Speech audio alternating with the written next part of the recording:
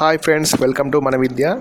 ఈరోజు మన టాపిక్ వచ్చేసి పాలిటీకి సంబంధించి కొన్ని ఇంపార్టెంట్ క్వశ్చన్స్ని ఈరోజు మనం చర్చిద్దాం. అయితే దీనికంటే ముందు మా వీడియోని పూర్తిగా చూసే ముందు మీరు తప్పకుండా మా ఛానల్ని సబ్స్క్రైబ్ చేసుకోండి. So let's start. First question, Lok Sabha speaker deputy speaker, Rajya Sabha chairman, deputy chairman మొదలైన వారి వేతనాల గురించి ఏ షెడ్యూల్లో చేర్చారు?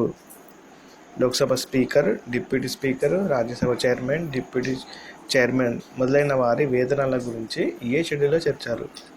ఆప్షన్ 1 1వ షెడ్యూల్, ఆప్షన్ 2 2వ షెడ్యూల్, ఆప్షన్ 3 3వ షెడ్యూల్, ఆప్షన్ 4 4వ షెడ్యూల్. ఆన్సర్ ఈస్ 2 2వ షెడ్యూల్. ఓకే అండి. నెక్స్ట్ క్వశ్చన్, రాజ్యాంగం 2వ భాగంలో 5 నుంచి 11 నిబంధనలు ఏ విషయానికి సంబంధించినవి? ఆప్షన్ 1 రాజ్యసభ సీట్ల కేటాయింపు, ఆప్షన్ 2 పౌర హక్కులు, ఆప్షన్ 3 పౌర విధులు, ఆప్షన్ 4 పౌరసత్వం. ఆన్సర్ ఈస్ 4 పౌరసత్వం. పౌరసత్వం గురించి రాజ్యాంగం 2వ భాగంలోని 5 నుంచి 11 నిబంధనలు ఈ పౌరసత్వం గురించి తెలుపుతున్నవి. సో నెక్స్ట్ క్వశ్చన్, ఆర్టికల్ 18 సమానత్వానికి అనుకూలమే, ప్రతికూలం కాదు అని ఏ సంవత్సరం ఏ కేసులో తీర్పు వెలువడింది? 1993 Unni Krishnan case, 1996 Balaji Raghavan case, 1994 Ratan Roy case, 1995 DJ Venkatesh case. Option 2 1996 Balaji Raghavan case. ఇక్కడ క్వశ్చన్ ఏంటి? ఆర్టికల్ 18 సమానత్వానికి అనుకూలమే, ప్రతికూలం కాదు అని 1996లో బాలాజీ రాఘవన్ కేసు ద్వారా ఈ తీర్పు ఇవ్వడం జరిగింది. నెక్స్ట్ క్వశ్చన్, ఏ కారణంగా అయినా అత్యవసర పరిస్థితి ప్రకటిస్తే ప్రాథమిక హక్కులు తాత్కాలికంగా రద్దు అవుతాయి. అప్పుడు కూడా రద్దు కాని నిబంధనలు ఏవి? ఆప్షన్ 1 2021 నిబంధనలు, ఆప్షన్ 2 19, 20 నిబంధనలు, ఆప్షన్ 3 21, 22 నిబంధనలు, ఆప్షన్ 4 22, 23 నిబంధనలు. ఆప్షన్ 1 20, 21 నిబంధనలు. ఏ కారణంగా అయినా అత్యవసర పరిస్థితి ప్రకటిస్తే అంటే అత్యవసర పరిస్థితి ప్రకటించే సమయంలో ప్రాథమిక హక్కులు సాధారణంగా రద్దు అవుతాయి, కానీ 20, 21 మాత్రం అలాగే రద్దు కాకుండా ఉంటాయి. సో ఈ విషయాన్ని బాగా గుర్తుపెట్టుకోండి. 20, 21 నిబంధనలు అత్యవసర పరిస్థితుల్లో కూడా పనిచేస్తాయి. నెక్స్ట్ క్వశ్చన్, రాజ్యాంగ పరిహారపు హక్కు రాజ్యాంగంలోని ఏ నిబంధన ఉంది? ఆప్షన్ 1 33వ నిబంధన, ఆప్షన్ 2 34వ నిబంధన, ఆప్షన్ 3 34వ నిబంధన, ఆప్షన్ 3 32వ నిబంధన, ఆప్షన్ 4 35వ నిబంధన. ఆప్షన్ 3 32వ నిబంధన ఇస్ ద రైట్ ఆన్సర్. 32 నిబంధన. రాజ్యాంగ పరిహారపు హక్కు 32వ నిబంధనలో ఉన్నది. నెక్స్ట్ క్వశ్చన్, కార్యనిర్వహణ శాఖను శాసన నిర్మాణ శాఖ నియంత్రించే ప్రభుత్వ విధానాన్ని ఏమంటారు? కార్యనిర్వహణ శాఖను శాసన నిర్మాణ శాఖను నియంత్రించే ప్రభుత్వ విధానాన్ని ఏమంటారు? 1 పార్లమెంటరీ విధానం, 2 అధ్యక్ష విధానం, 3 గణతంత్ర రాజ్యం, 4 పరిమిత రాజరికం. ఆప్షన్ 1 పార్లమెంటరీ విధానం is the right answer. 7th question, అంటరానితనం నేరం అని ఎన్నో నిబంధన సూచిస్తుంది? ఆప్షన్ 1 15వ నిబంధన, ఆప్షన్ 2 16వ నిబంధన, 3 17వ నిబంధన, 4 18వ నిబంధన. ఆప్షన్ 3 17వ నిబంధన ఇస్ ద రైట్ ఆన్సర్. అంటరానితనం నేరం అని చెప్పిన నిబంధన 17వ నిబంధన. ఓకే, బాగా గుర్తుపెట్టుకోండి, 17. జీవించే హక్కు ఏ నిబంధన ద్వారా లభిస్తుంది? నెక్స్ట్ క్వశ్చన్ ఈజ్, జీవించే హక్కు ఏ నిబంధన ద్వారా లభిస్తుంది? 21, 22, 23, 24. 1వ ఆప్షన్ 21 నిబంధన, 2వ ఆప్షన్ 22వ నిబంధన, ఆప్షన్ 3 23వ నిబంధన, ఆప్షన్ 4 24వ నిబంధన. ఆప్షన్ 1 21వ నిబంధన. ఇంతకుముందు మీకు చెప్పాను, మీకు అత్యవసర పరిస్థితిలో ప్రాథమిక హక్కులు సాధారణంగా రద్దు అవుతాయి.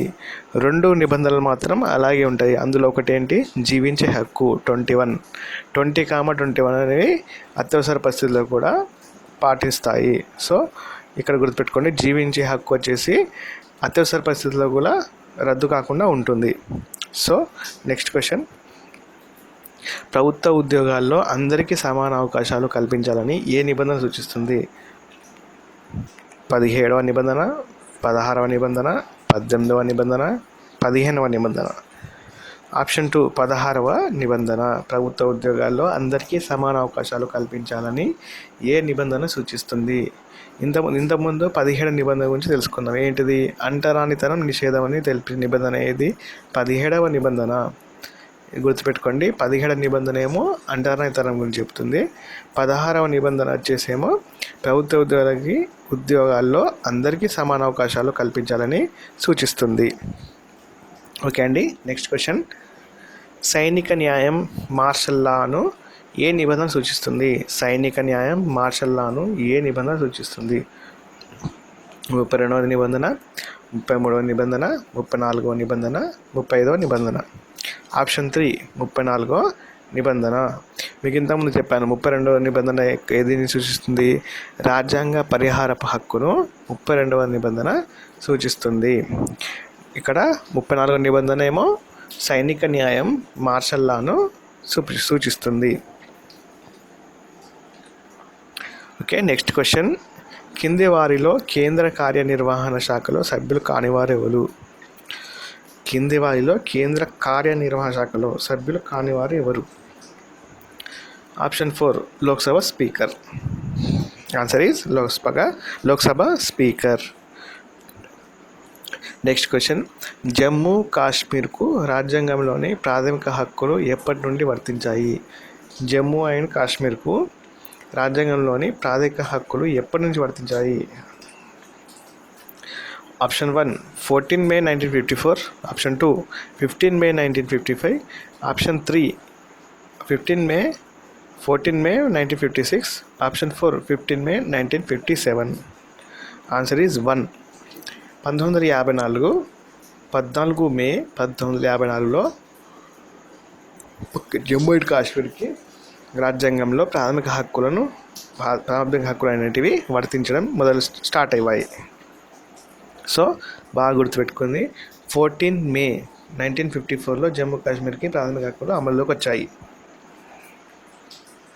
నెక్స్ట్ క్వశ్చన్, ఏ నిబంధన ప్రభుత్వ విద్యాలయాల్లో మత బోధన నిషేధిస్తుంది?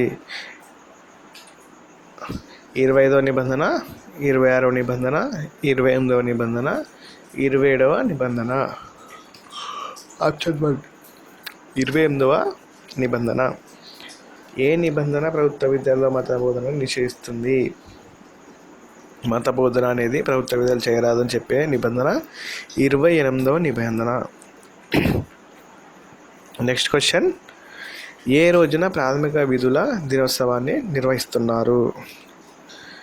జనవరి 3rd, జనవరి 5th, జనవరి 9th, జనవరి 12.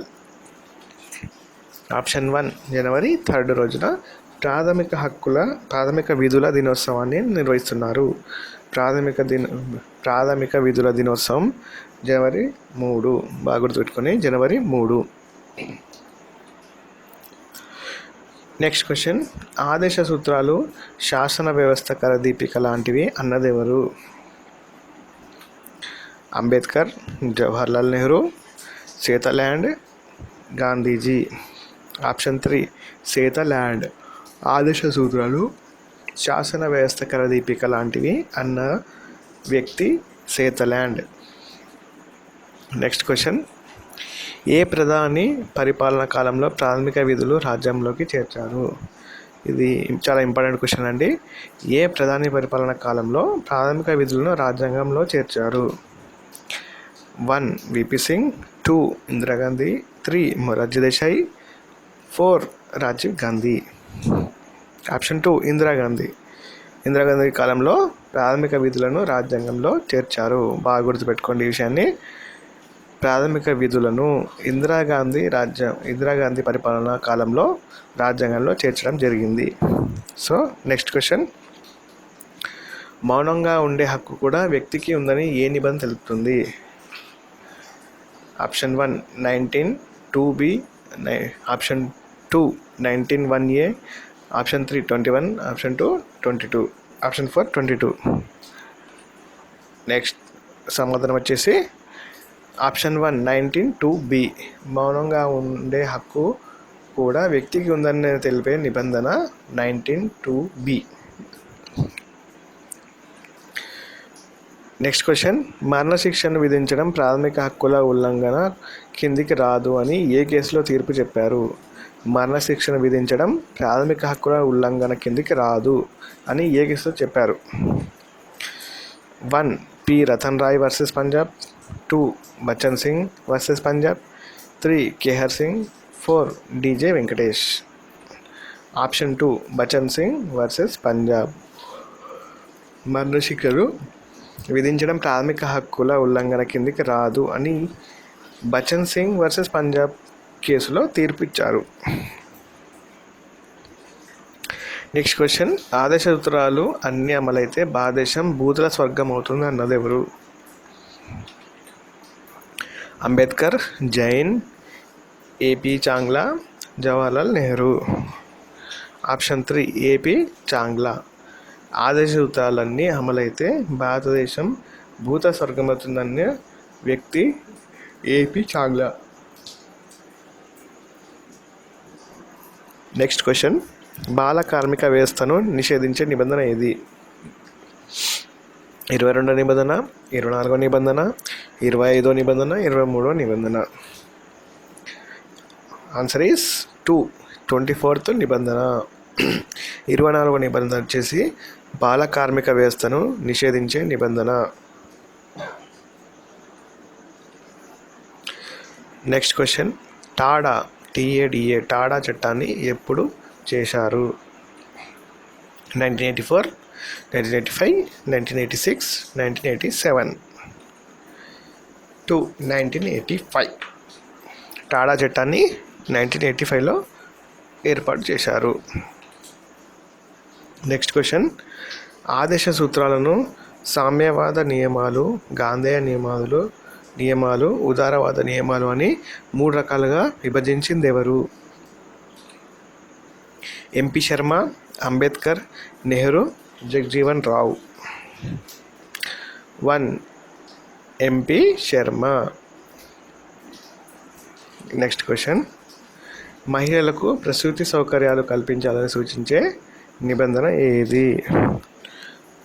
ఆప్షన్ 1 39వ నిబంధన, ఆప్షన్ 2 40వ నిబంధన, ఆప్షన్ 3 41వ నిబంధన, ఆప్షన్ 4 42వ నిబంధన. ఆప్షన్ 4 42వ నిబంధన. మహిళలకు ప్రసూతి సౌకర్యాలు కల్పించాలని సూచించే నిబంధన 42వ నిబంధన. నెక్స్ట్ క్వశ్చన్, రాజ్యాంగ పరిహారపు హక్కును ఆత్మరక్షణ హక్కుగా అభివర్ణించింది ఎవరు? Options are BN Rao, BR Ambedkar, Krishnamachari, Gopalaswami Ayyangar. 2 BR Ambedkar is the right answer. రాజ్యాంగ పరిహారపు హక్కును ఆత్మరక్షణ హక్కుగా అభివర్ణించింది బిఆర్ అంబేద్కర్. బిఆర్ అంబేద్కర్ రాజ్యాంగ రచనా కమిటీకి అధ్యక్షులుగా వహించారు. రచనా కమిటీని డ్రాఫ్టింగ్ కమిటీ కూడా అని పేర్కొంటారు. సో అంబేద్కర్ గారు రాజ్యాంగ పరిహార హక్కును ఆత్మరక్షణ హక్కుగా వర్ణించారు. సో ఓకే అండి. నెక్స్ట్ క్వశ్చన్, 6 ఏళ్లలోపు పిల్లలకు విద్య పౌష్టికాహారం అందించాలని సూచించే నిబంధన? 45వ నిబంధన, 46వ నిబంధన, 44వ నిబంధన, 47వ నిబంధన. ఆప్షన్ 1 45వ నిబంధన ఇస్ ద రైట్ ఆన్సర్. 6 ఏళ్లలోపు పిల్లలకు విద్యా పౌష్టికాహారం అందించాలని సూచించే నిబంధన ఇస్ 45వ నిబంధన.